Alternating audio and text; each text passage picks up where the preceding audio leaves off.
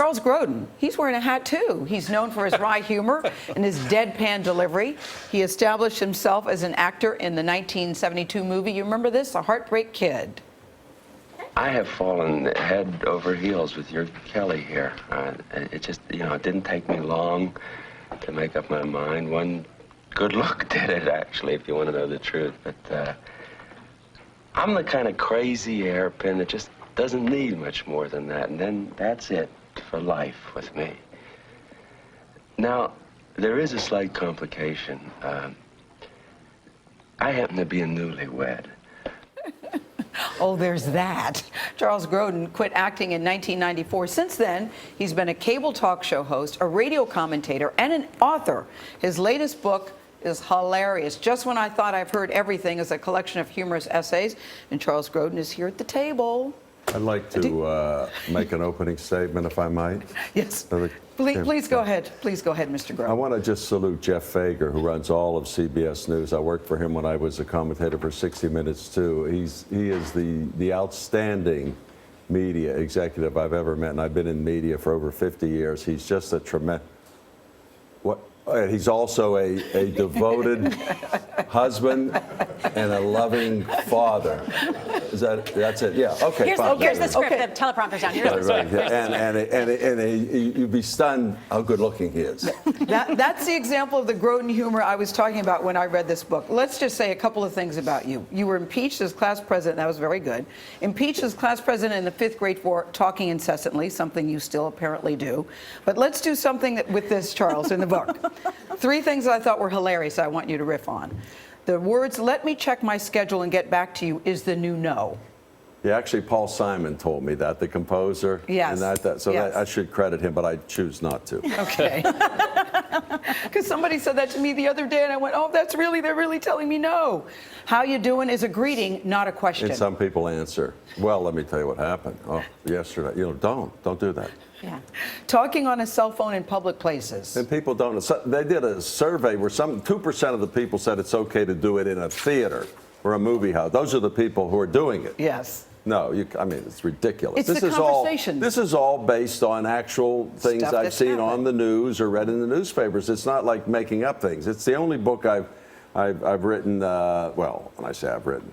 But anyway, that's all intended to be humorous. The other ones are pretty much about me. There's a lot of sadness there. But it really is about his life. That's what's so funny, things that have happened to him. You have these incredible observations. Yes. And why do you think that women are better at sitting for longer periods of time than men? Well, why don't you? You seem to be a woman. I have, Ali G. You seem to be a woman. Are you confused? Well, no, oh my gosh, the truth is out. Did you ever see Sacha Baron Cohen on HBO? Yes. He went to some expert and he says, "How do you get a woman to stop talking?" And the guy says, "Oh, I don't think you can get a woman to stop talking." You also talk about relationships. You believe that relationships should have mutual doting, but you said there are 2 important questions in a relationship that you should really ask. What are they? Temperature.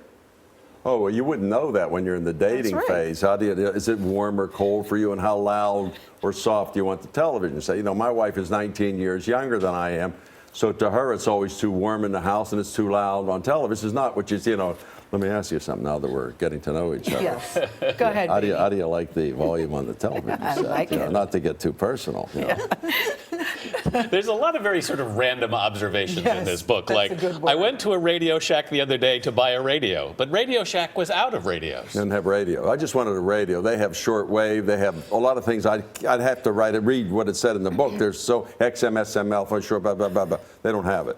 When you looked at the clip of The Heartbreak Kid, when we were coming in, introducing you, and you look at acting, because you left at a time when you were very successful, did you just think, I've had enough of acting? No, my son was entering 1st grade, and I thought I should stay home. I once told, be a stay-at-home dad. I once said that to David Letterman. He said, how did your son feel about that? I said, he didn't like it. No, but he works for HBO. HBO Boxing. He was an undefeated amateur fighter. as I was, years ago. But do you find humor in nearly everything from the moment you've walked in the room, really? I've been talking to Charles Grodin, guys, for maybe 45 minutes. He goes, so what do you do here? I felt so good. Well, but not to get into it because this is meant to be humorous, but the primary focus of my life, I'm an advocate for nonviolent women inmates, and there's not a lot of humor there, so I'm a kind of compulsive joking around. But I've learned that a couple of jokes I've just stopped doing. You can't ask somebody, I'm not talking about at a prison, at a social gathering, so why were you incarcerated? Because twice I've done it, and they were. Yeah. And then it's not funny. It's not a joke. One guy said, I shot someone. Oh,